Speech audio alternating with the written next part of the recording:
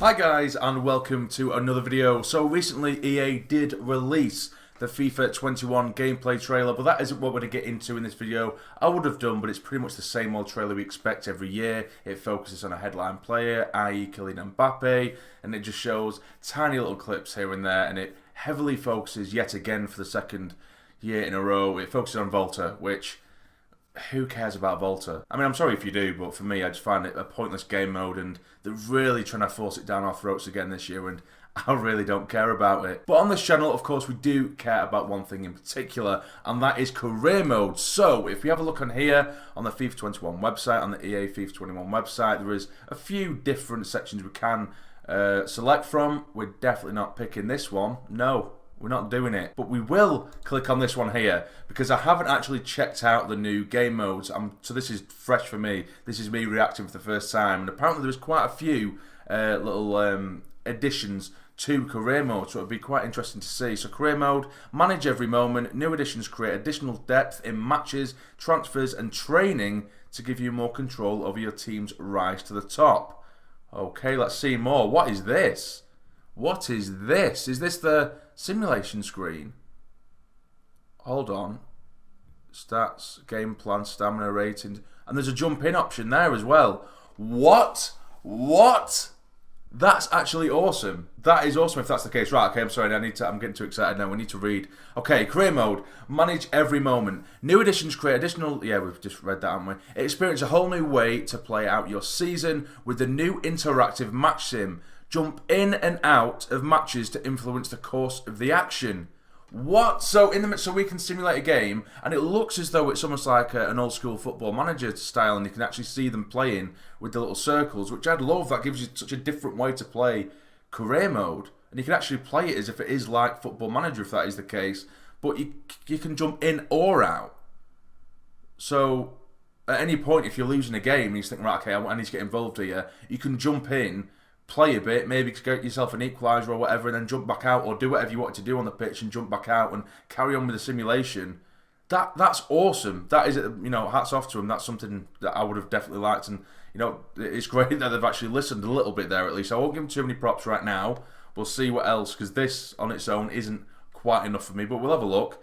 Okay, so jump in and out of the matches to influence the course of the action, or take charge of key moments, including penalties and free kicks, to change the outcome of the match.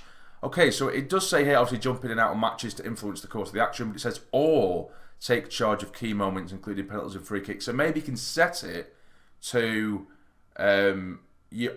or it allows you to jump in if a penalty is given or a free kick in a dangerous area is given, and then it'll jump back to the simulation mode.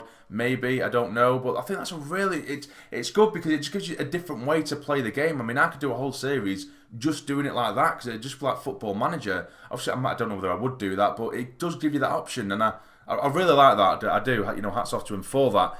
Monitor match data and make changes directly from the sim based on the match stats and your player's performance level and stamina. Manage your player's development in greater detail with a revamped growth system.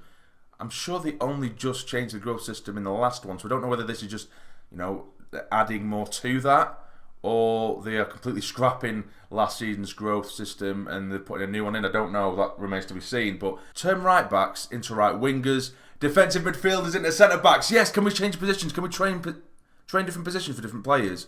And more to fill gaps in your team, and monitor player attribute changes during training to see how your squad is progressing. That is brilliant.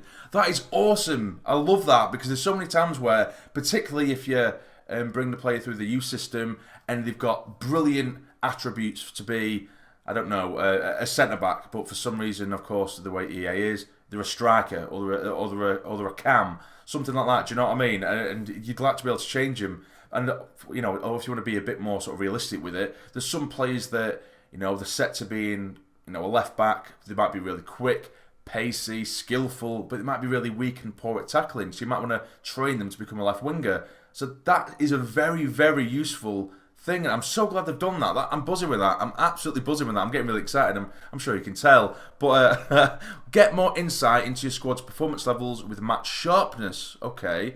A new attribute that indicates how likely your players are to perform in the most crucial moments during the course of the game. Increase your player's sharpness with a new active training system that gives you the ability to set up group training sessions to improve the likelihood of your strikers putting big chances away or of defenders making key tackles. Okay, so match sharpness, of course, it is actually a little bit like Football Manager, but with Football Manager, I think it's, I can't remember the way they label it on Football Manager, but sharpness, of course, I'm guessing they still have stamina. Match sharpness is a bit different, of course, and they'll have their morale as well. I'm presuming that morale is still within the game like it was in FIFA 20. But match sharpness, no, that's good. That's really good, and it says that you can do group training as well. So I don't know whether that would be the kind of training that we see when we improve in players' stats. I don't know, or maybe that is just to keep up this match sharpness. That again, that remains to be seen. But they really are having a go at this, which is it's really good to see. I'm really happy with this. Moving on, plan your team's training schedule with a new activity management system. I'm loving this. I'm absolutely loving this, guys.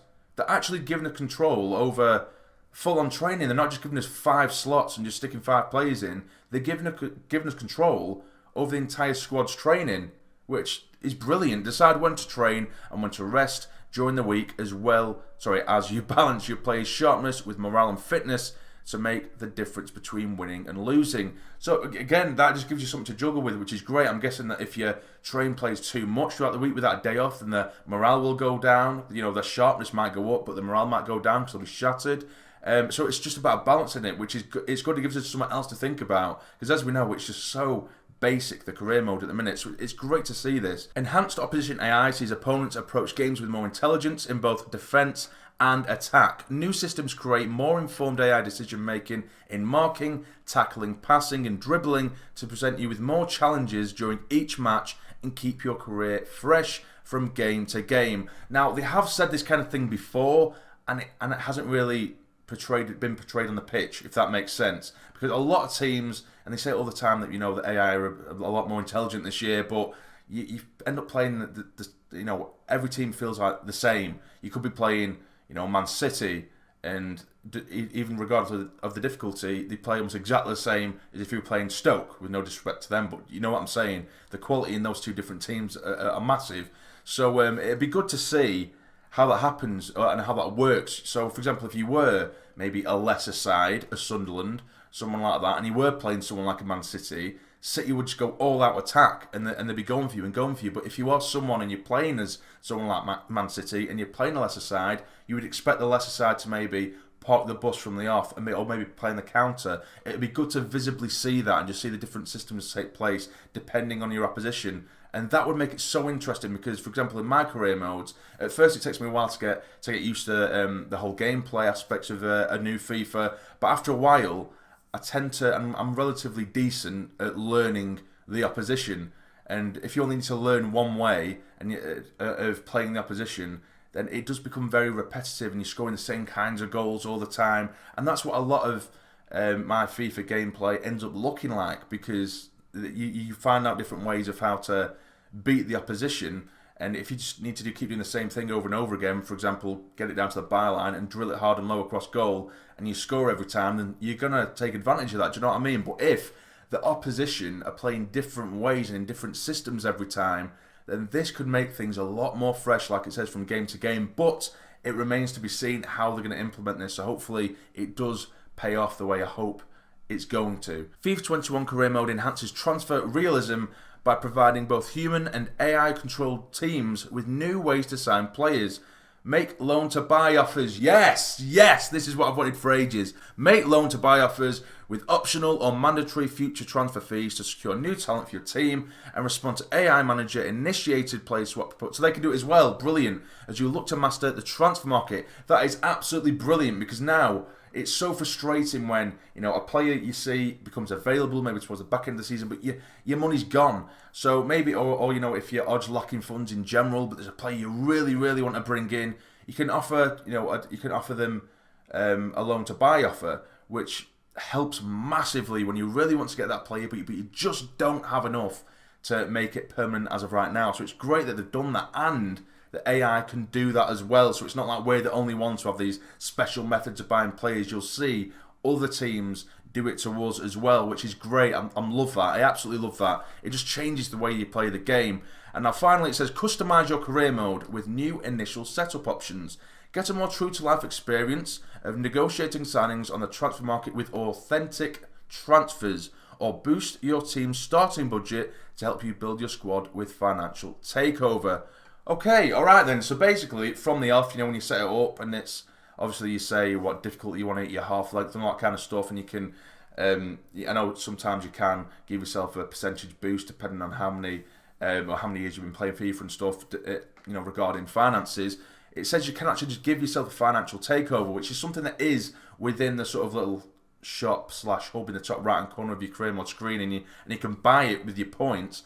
But this, it looks like it's just on offer anyway at the beginning of a career, and that is quite good if you just want to experiment, or just a really laid back career mode where you want to buy all the best players. If you give yourself a nice financial takeover from the off, that's brilliant, and you don't need to waste these coins that you use in the top right hand corner, like I say, in the shop. And it just looks like there's going to be a lot more options. And then what is this authentic transfers? I thought that is what we kind of had last year. I don't know whether that's what it means, but this is something that's going to be within the new initial setup options. So I don't know whether that's just giving you the option to do the transfers in the system that we were doing in FIFA 20 when you actually go in and you negotiate yourself, or maybe there's an option to just kind of skip that and it's just simply you send one team this amount of money if you want it, yes, and then he comes over and that's it. So maybe this is giving you the option to kind of streamline it a little bit more. I prefer actually being in control of it myself.